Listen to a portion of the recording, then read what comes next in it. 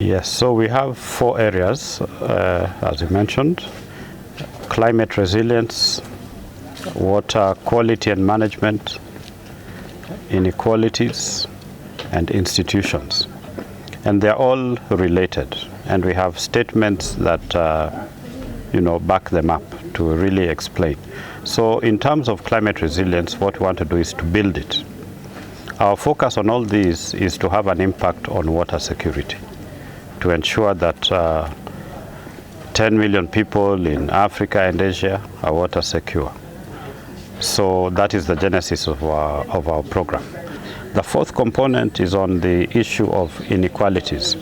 We do note that inequalities become very important when you're looking at the water sector.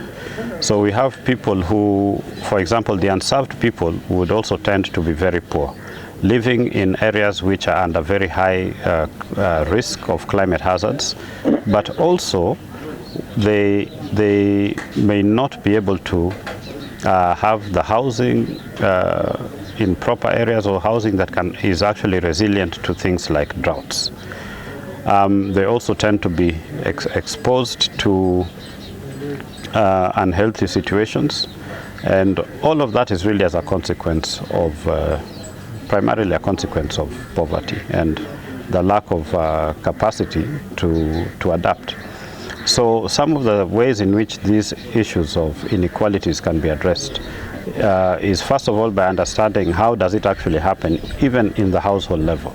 And from the household level, what are the inequalities at the town level, and what are the inequalities in terms of policies and regulations. All these things need to be looked into, and on the evidence base, we can ensure that marginalized people,